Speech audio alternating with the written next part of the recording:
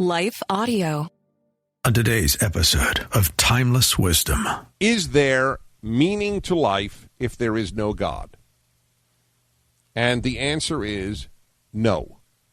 Personally, I'm an atheist, and I see meaning to everything that exists. Trees. I think that's great. I think Okay. now that you mention that, what meaning do you see in a tree? There's meaning beyond just looking at the tree and seeing the tree as a physical entity. There's an essence beyond our human understanding. The thought I have Well, that doesn't make any sense to me. There's an essence. There's an essence to a tree that is beyond our human understanding, but there is no God. So you find God irrational, but you find your comment to be rational. Well, my point is this, is obviously we're trapped within our senses, and we cannot understand the tree the way that God would, okay? Yeah, but you don't believe in God, so why are you saying that? Oh. That's coming up on Timeless Wisdom with Dennis Prager. This is John Hishta with AARP, and I want to talk to you about the money you pay into Social Security with every paycheck. Folks, that's money you earned, but special interests in D.C. are pushing to reduce your Social Security payments and annual cost of living increase. They don't get how much Americans depend on Social Security, but AARP is fighting to stop them. Go to aarp.org/weearnedit to join our fight. Paid for by AARP. Welcome to Timeless Wisdom with Dennis Prager. Hear thousands of hours of Dennis's lectures, courses, and classic radio programs. And to purchase Dennis Prager's Rational Bibles, go to DennisPrager.com. You're listening to the Ultimate Issues Hour. Each week at this time on the Dennis Prager Show, I talk about some great ultimate issue of life. Some great, eternal, powerful question. Welcome to the Ultimate Issues Hour. And today it is as ultimate as you can get. This is Dennis Prager, and thank you for being with me. And that is,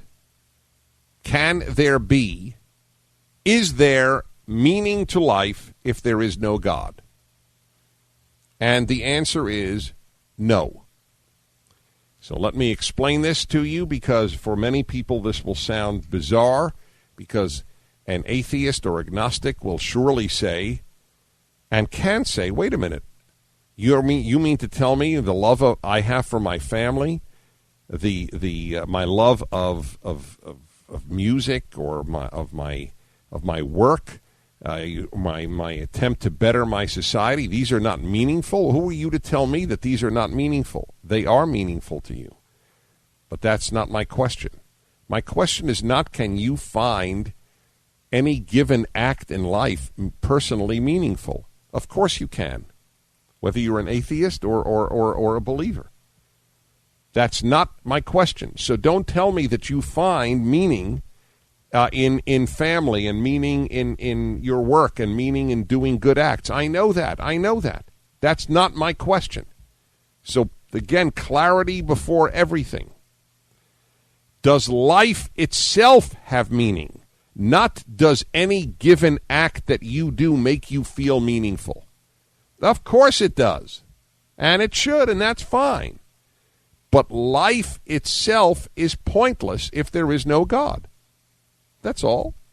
You can subjectively feel meaning in helping the poor, in raising a child, in making a life with your partner, your spouse in life. That's wonderful. But in the final analysis, that is all subjective feeling. There is no objective meaning to life. It doesn't exist. If there is no God, there is no design. It is all coincidence. I remember I once had a national TV show, and I remember having Carl Sagan, who was America's most popular astronomer. He was on public TV, and he was every book he put out was a national bestseller. He was a professor of astronomy. I was at Dartmouth. I don't remember exactly where. And he was very eloquent, and he was a good-looking guy, and he knew his astronomy. And he was an atheist. And I remember having him on my show, and I'll never forget him saying something to this effect. He says, Dennis, I just want you to know, when I look out at the cosmos, that was his favorite word, cosmos. That's the name of one of his books, if I'm not mistaken. When I look out at the cosmos, Dennis, and I see the vastness of the universe, the more that I know about the universe and the more I see and peer into it, the more I realize how insignificant we humans are. So there you go.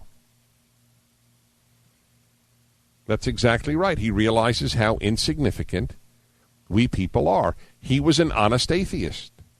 He looks at the universe and realizes we have no significance. Now, he wouldn't say that his life was insignificant, or your life, or my life, or if he had children, his children's life. He'd say, well, of course, it's significant to me. But ultimately, we're insignificant. We have no importance. And he would that's what I call an honest atheist. And there are such, believe me. So here is, on the Ultimate Issues Hour, here is my first point. My point for this hour. If there is no God, life itself is meaningless. It's all random chance. You have no more ultimate meaning than a pebble does. It came about by accident. You came about by accident. If there is no God, and that's it. And it boggles my mind that more secular people don't acknowledge this very, very awful consequence of secularism. Insignificance, leading to boredom. That's why the more secular the society, the more the need for amusement. Those with religious meaning are less inclined to need a fantastic amount of amusement in their life to while away the boredom. It was, who wrote in Bluebeard's Castle? Oh, yes, Alan, give me that. It's one of the great books. I'll get you the name in a moment. And he makes this point in this magnificent book. I think I have it as one of the 10 that most affected me in Bluebeard's Castle. George, it's killing me. I'll have it momentarily. And he makes this point that we should never underestimate the significance of boredom. George Steiner. I remember that. George Steiner, that's it. Boredom, ennui, has a very powerful effect, and secularism breeds ennui, the great French word for something deeper than boredom. But it comes from a realization, whether it is conscious or not, that really nothing matters. Nothing really matters, so you might as well just have as much fun as possible. If nothing really matters, then you maximize excitement and fun in life. There are consequences. What I'm saying is there are consequences to a godless view of the world. There are many consequences. That will be a major theme of the Ultimate Issues Hour. Talk about all sorts of things, but that will be certainly one of them. And Alan, I think that male sexual nature should be one of the themes too that we should do. So if you would put that down. All right, 1-8-PRAGER 776 is the number. 1-8-PRAGER 776. I have put before you the thesis of the hour. 877-243-7776. I'm happy to hear from anybody, but I especially want to hear from those of you who do not believe that there is a God who designed the world. Does it make sense to you when I say that if there is no God, then there is ultimately no meaning to life? That is that. I want to know whether you agree or disagree. I want to know, does it make sense to you? Because this is a very big deal. That is one of my arguments for God's existence, the fact that I believe that there is meaning to life. I can't believe, and I don't mean emotionally, I intellectually cannot accept the idea that life really is pointless. But I have to accept that idea if there is no God. So since I am sure that there is ultimately some point to this human creature, therefore I conclude there must be a God. I go through it, as it were, the other way around. Not that since there is a God, life is meaningful. I am convinced life has meaning, therefore there must be a God. Because there is no meaning if there is no God. Again, we are just coincidences here. 1-8-PRAGER-776 is the number. This is something that needs to be conveyed. And by the way, this is not conveyed to kids at college. It is amazing. It's amazing. This idea is just not conveyed. Phoenix, Arizona, John. Hello, John. Thanks for calling. Dennis Prager. Hi, Dennis. How are you? Okay. Simple question. I just want to know how you feel that you can validate someone's meaning to their life. I can't. I acknowledge that everybody has subjective meaning in his life. Raising children, doing good, being kind to the neighbor, having a hobby. I said that 3 times. Okay. Now, so what, in your opinion, and I think I know the answer, but I'd rather have you reiterate, is the difference between someone who is a believer and, in your opinion, has meaning, and someone who is not a believer and does not have meaning, ultimately? It's not a matter of whether I have meaning. It's whether there is meaning to life. It's not. Okay. It's not Dennis who has meaning or doesn't. Okay. As I acknowledged, an atheist can feel tremendous meaningfulness in his life. Okay. The question is, does life itself have any meaning? Okay. And in your opinion, what is that meaning? Not to you, but life itself. Well, if there is a God who designed us, then there is a purpose. And then the purpose may ultimately be only knowable to God, by the way. I don't sit here and say to you, I know the exact purpose and meaning of all of life. I don't. It is sufficient for me to know that there is a God and there is meaning. And then that gives me a great deal of intellectual and emotional comfort. If this is clear to you, stay on, or don't stay on. If it's not, stay on. But I really want to make this clear to everyone listening. You are listening to the Ultimate Issues Hour of the Dennis Prager Show. This episode of Timeless Wisdom will continue right after this. For nearly 3,000 years, Homer's The Odyssey has shaped Western imagination. It tells the story of Odysseus as he faces monsters, shipwrecks, false comforts, and impossible choices on his long journey home. As one of the foundational works of Western literature, Homer's epic is more than mythology. It explores permanent questions about courage, duty, loyalty, family, leadership, temptation, and the search for home. In one of the epic's defining moments, Odysseus rejects the offer of immortality from the goddess Calypso, choosing instead the long and difficult journey home. His decision reveals one of the central themes of the Odyssey, that a life of duty, family, and home is greater than a life devoted to comfort or glory. Achilles chose glory. Odysseus chose home. That's why Hillsdale College has released its newest free online course, The Odyssey. Taught by Professor Benedict Whalen, the course reveals why Homer's masterpiece remains one of the greatest works of Western literature. Find this free course at hillsdale.edu/start now. The Odyssey from Hillsdale College. Go to hillsdale.edu/start now. Now, back to more of Dennis Prager's Timeless Wisdom. Hi, everybody. Dennis Prager. This is the Ultimate Issues Hour, 1 hour a week on the great questions of life. Just as I have 1 hour a week on the issue of happiness. And it is this hour, and the question today is, not the question. Well, yeah, I guess the question is there meaning if there is no God? Is there meaning to life? And the answer is no. That doesn't mean I'll have to say this every time. I ask your forgiveness for the many of you for whom it is obviously clear, but I know that it is not clear to many people. I am not saying that if you're an atheist, you can't feel that things are meaningful. Of course you can. I pray you do. You can find a million things meaningful. You can find a sunset meaningful, raising children, having a relationship with your spouse, with somebody else, with friends, love, art, reading, travel. I could find 1,000 things meaningful. That's not the issue. The issue is there meaning to life, period? Not do you personally experience meaningful moments. Those are two entirely separate questions. So I will return here in Phoenix. John, is it clear now, or do you still want to pose a question? No, it's pretty clear after your explanation, but I'm still looking for the answer of that meaning, which you probably can't answer. I can't answer. Right. That goes into the framework of if I were God, if I knew God, I'd be God. I don't know exactly why.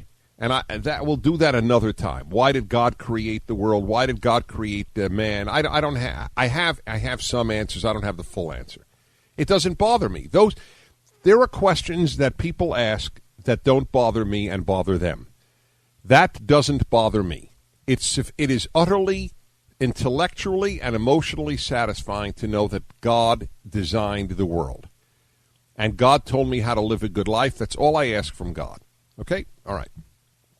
All right, John, I appreciate very much your call.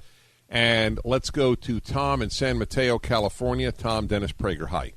Hey, how you doing? Okay, thanks. My question is, it's obvious that we see meaning in everything, and I'm not just talking about the sunset thing. Personally, I'm an atheist, and I see meaning to everything that exists. Trees. I think that's great. I think Okay. now that you mentioned that, what meaning do you see in a tree? There's meaning beyond just looking at the tree and seeing the tree as a physical entity. There's an essence beyond our human understanding. So the thought I have Well, is, that doesn't make any sense to me. There's an essence. There's an essence to a tree that is beyond our human understanding, but there is no God. So you find God irrational, but you find your comment to be rational. well, my point is this, is obviously we're trapped within our senses, and we cannot understand the tree the way that God would, okay? Yeah, but you don't believe in God, so why are you saying that? Well, here's my point. There's things outside of us that we don't necessarily understand, pretty much all of existence. But we know that there's a meaning to them because we're seeing them, and we're kind of seeing them in a watered-down but way. this is an utterly unscientific view. You are talking as if there is a God and then fooling yourself into thinking you don't think there's a God. Well, my point is this. We know that there is something else. But Wait. We know what? Wait.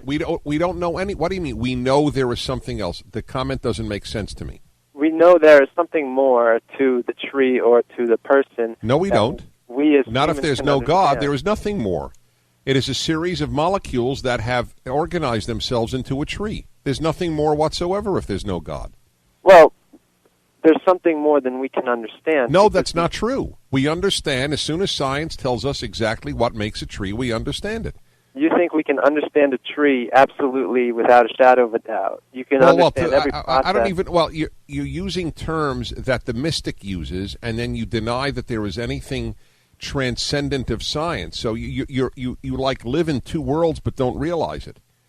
I don't know why you don't accept that there is a God. You certainly talk that way. You're more mystical than I am. For me, a tree is a tree. Okay. I appreciate your call. We'll go to Bedford, Texas, and Mike. Hello, Mike. Dennis Prager. Hi, Dennis. Hi. Wow, that was fast.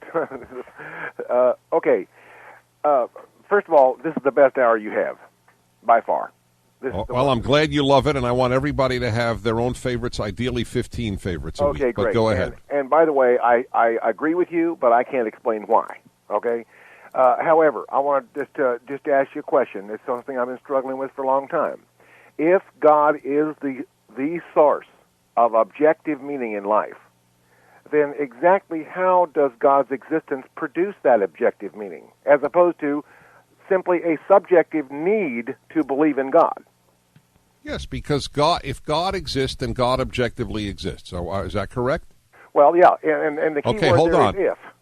Well, of course the key word is if. My whole thing is predicated on an if. If there is a God, there's meaning. If there's no God, there's no meaning.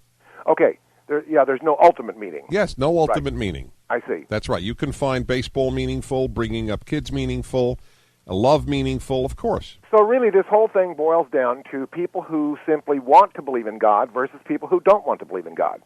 No, it doesn't boil that to that at all. It boils down to the question of do you Do you acknowledge the simple truth that if there is no God, life is ultimately pointless?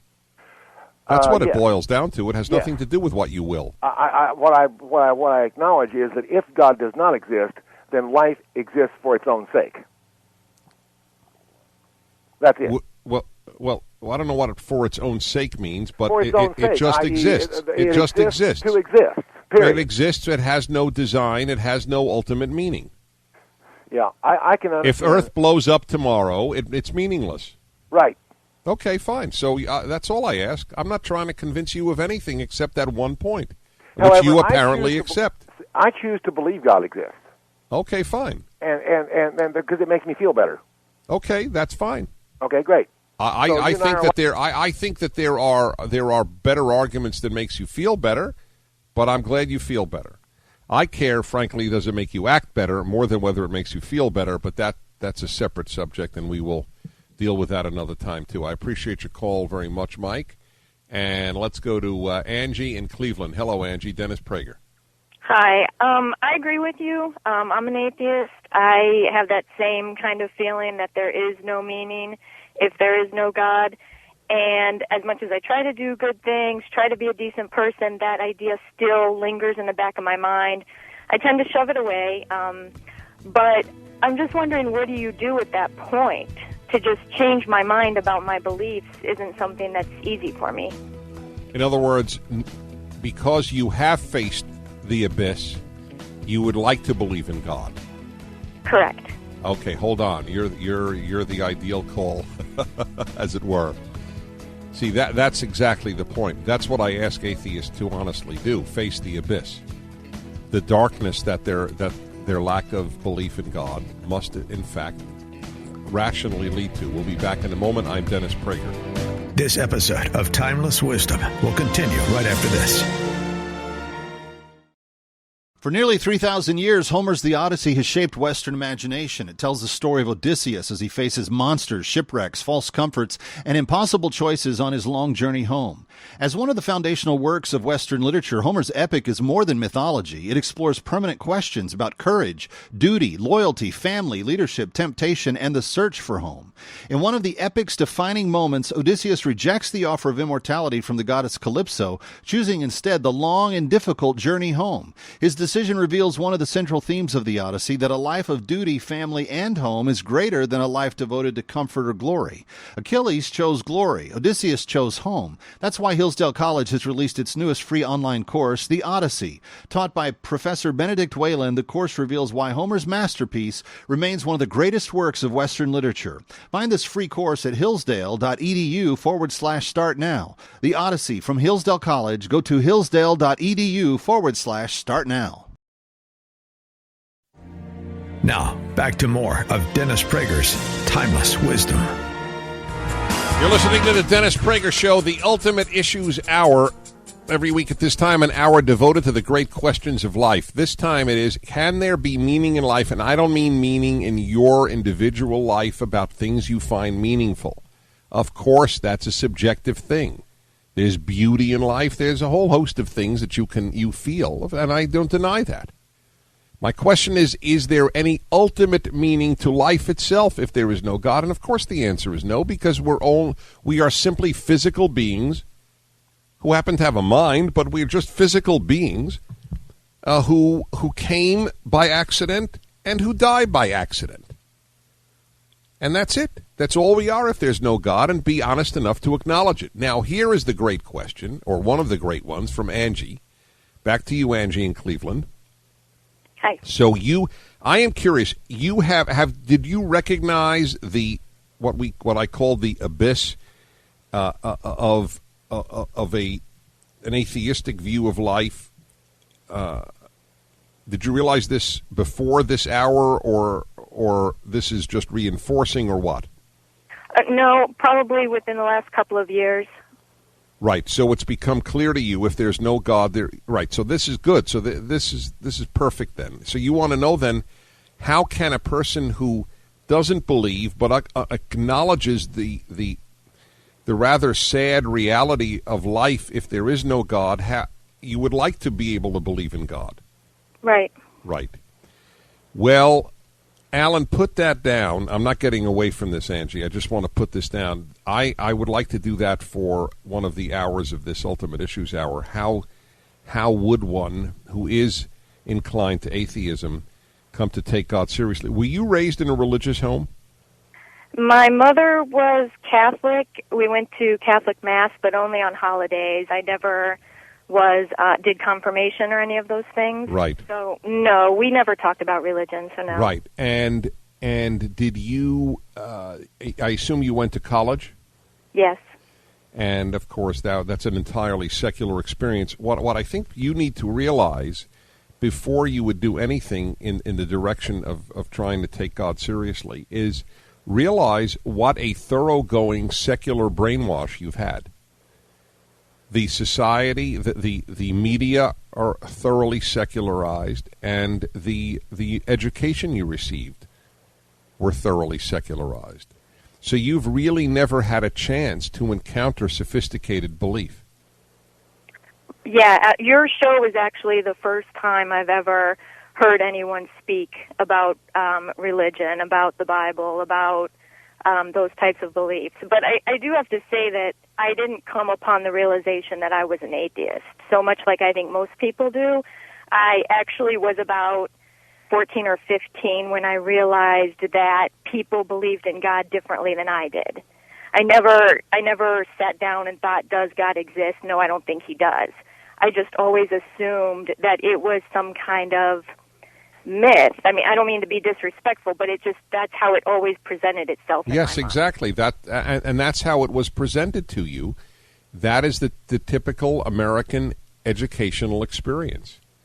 That it's either ignored because you weren't taught about God at college or high school any more than you were taught about astrology. They're regarded as the same as just the beliefs of buffoons. Maybe well-intentioned, maybe non-well-intentioned, but of buffoons. The first thing that you need to realize, and I can't answer you fully now because I want to take time to do that properly, but the first thing you need to realize is that you have not been offered the opportunity to intellectually weigh the arguments for and against God. It has been weighted 99-1 against. Yeah, I see. So you constantly need to have that reinforcement? Well, no, all you need to know is that you have disqualified God without giving him a fair trial. You have rendered him non-existent without ever having a trial. Okay. Okay? Now, right. Now, in that regard, I mean, there's so much I could recommend to you. C.S. Lewis is terrific from the Christian side as an example. But I certainly would recommend my tape, The Case for God's Existence. I'd like you to hear it. Send me an email or through a Prager Radio. We will continue, and I will deal with that subject on another Ultimate Issues Hour. How does a sophisticated person today take God seriously? But that's not the subject of this specific hour. We continue. Are you enjoying Timeless Wisdom? We'd love to hear from you. Call 877-243-7776 and leave a review, share your thoughts, or just even an encouraging word for Dennis. Your voicemail might just make it on the show. That's 877-243-7776. That's 877-243-7776. Thanks for listening and for your support. You're listening to the Dennis Prager Show, the Ultimate Issues Hour.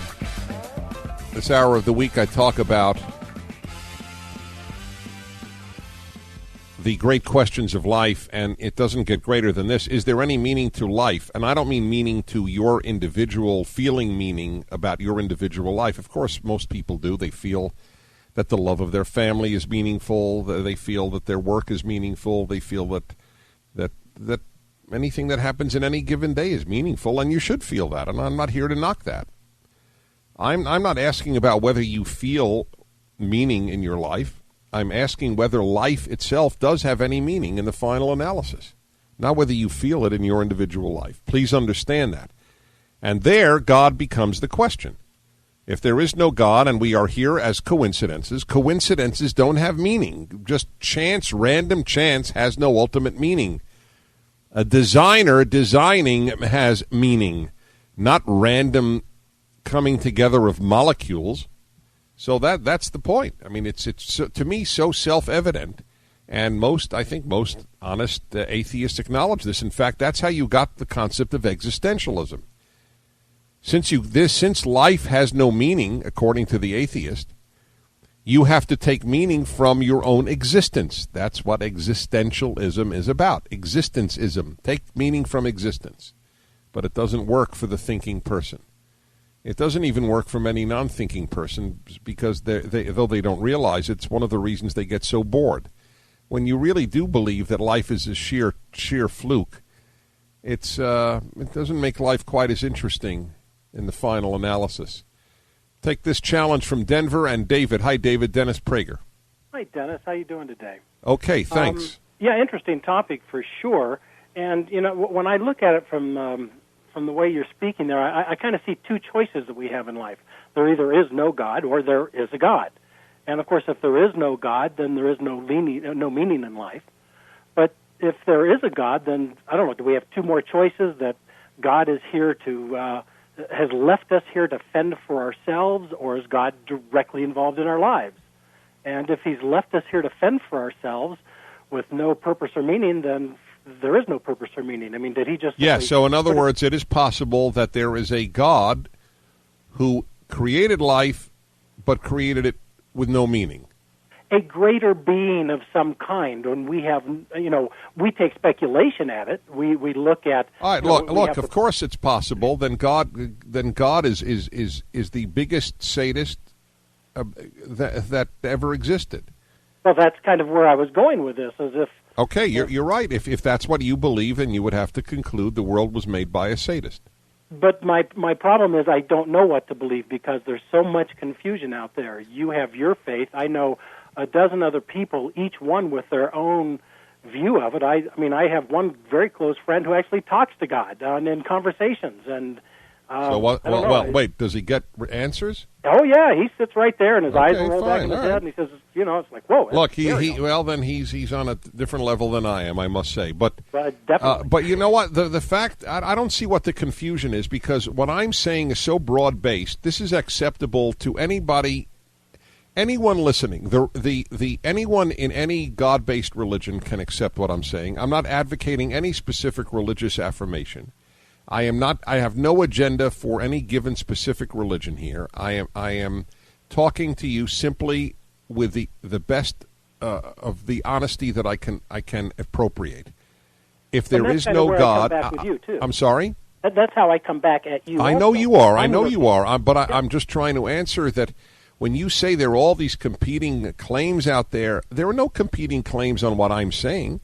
There are competing claims on which revelation is true, but there is no competing claim on this specific doctrine that I'm offering to you, which is not even a doctrine. It's a logical assertion. If we're not designed, if there is no God, then life has no ultimate meaning. You don't have to be a Jew, a Christian, a Muslim. You don't have to be anything to acknowledge that. You could be an atheist and acknowledge that. So there's no competing claim to what I'm saying. The only competing claim would be irrational. Well, life is ultimately meaningful, and in fact, it's a total coincidence. But that's absurd. So that I don't regard absurdity as a competing claim. So, David, there are no competing claims. There are competing claims as to which God, which revelation. That's not my business right now.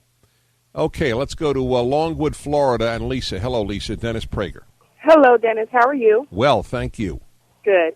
I consider myself an agnostic. I just don't know if there's a God. I can't acknowledge that well, there is. You're not asked to know. Wait, Lisa, this may help you. You're not asked to know. I don't know that there is a God. I believe there is a God. I guess I can't believe that there is, and I can't believe that there isn't. Okay, so you're not talking about knowledge. You're even talking about belief. So if you had to bet all your money, you had to bet everything that you own and your future health on whether or not it all came about on its own, or some higher intelligence designed it, which would you bet? Or would you flip a coin? I would bet that there is some sort of higher intelligence, but nobody on this planet understands it. I don't think anybody has it. Wait. So if you had to bet your future health and all your possessions right now, you would bet that we were designed. That there was some sort of higher intelligence, yes. Well, then you're not an agnostic. An agnostic would flip a coin. My mother tells me if I don't take the Bible and the God of Israel as the true and only God, then I'm an atheist. That's what my mother says. That's between you and Mom. Between right. you and me right now is I want to establish that you're not an agnostic. So to begin with, if you had to bet everything of importance to you, you would bet that we are not self-created. I would bet that. That's correct. Okay, fine. So the next question becomes, do you believe that which created us cares about us? Or just created us and is currently playing chess in another dimension? I would bet that he or she or them, they are just playing chess in another dimension. Okay. Well, then your mother's right. You are functionally an atheist. I love this call. God bless. Oops, excuse me. May the chess players bless you, Lisa. We will return. Final segment coming up on this edition of the Dennis Prager Show's Ultimate Issues Hour. This episode of Timeless Wisdom will continue right after this. For nearly 3,000 years, Homer's The Odyssey has shaped Western imagination. It tells the story of Odysseus as he faces monsters, shipwrecks, false comforts, and impossible choices on his long journey home. As one of the foundational works of Western literature, Homer's epic is more than mythology. It explores permanent questions about courage, duty, loyalty, family, leadership, temptation, and the search for home. In one of the epic's defining moments, Odysseus rejects the offer of immortality from the goddess Calypso, choosing instead the long and difficult journey home. His decision reveals one of the central themes of the Odyssey, that a life of duty, family, and home is greater than a life devoted to comfort or glory. Achilles chose glory. Odysseus chose home. That's why Hillsdale College has released its newest free online course, The Odyssey.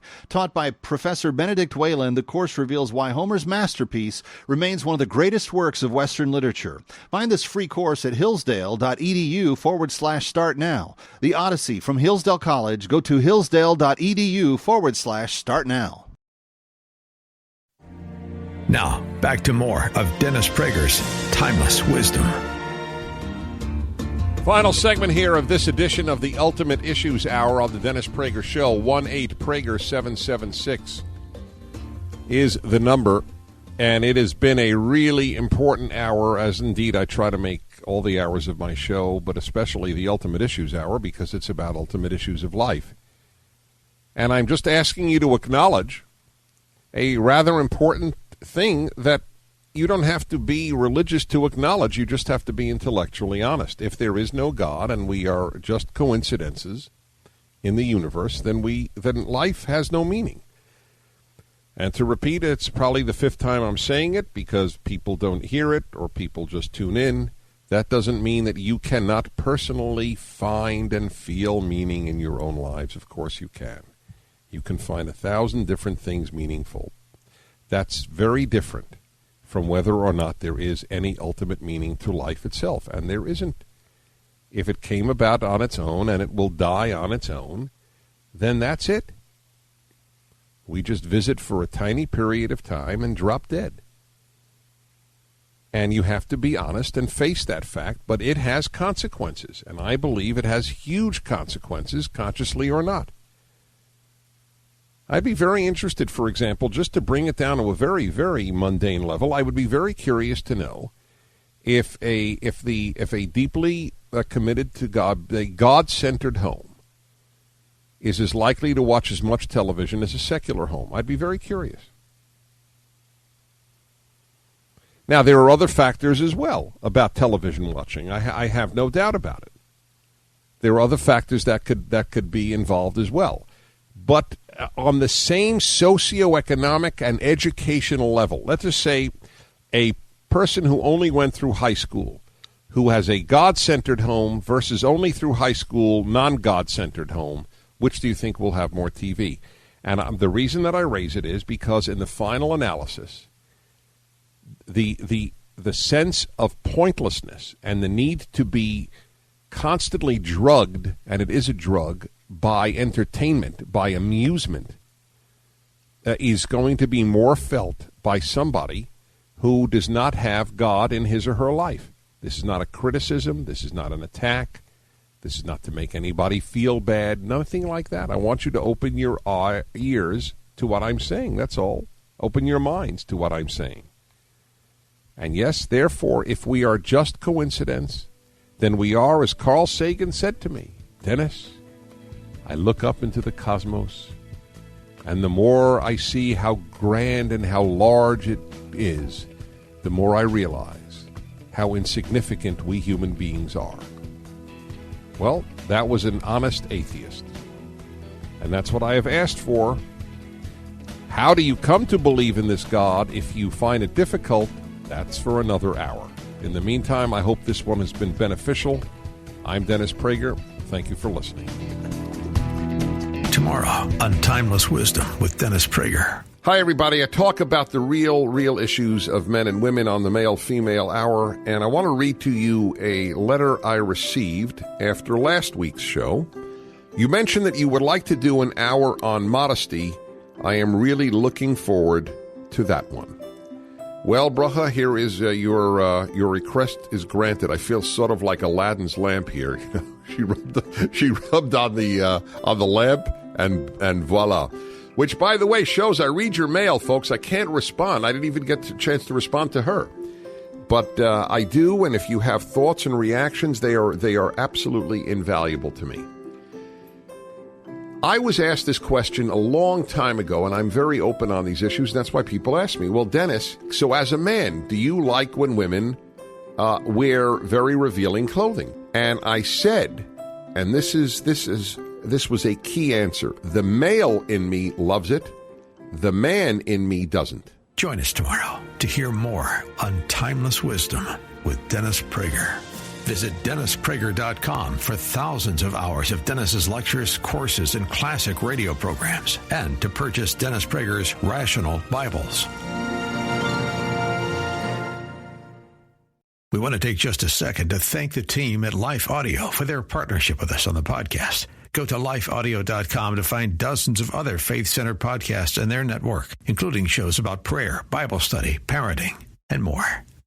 If you're eating less, staying disciplined, and the weight still isn't coming off, the problem may not be your effort, it may be your metabolism. After years of stress, dieting, and lack of sleep, the body adapts. It slows down and holds on to fat. That's why PhD Weight Loss focuses on your metabolism first, so your body stops working against you. Mention Prager today and receive 2 free weeks plus free food, a $1,500 value. Call 864-644-1900. That's 864-644-1900.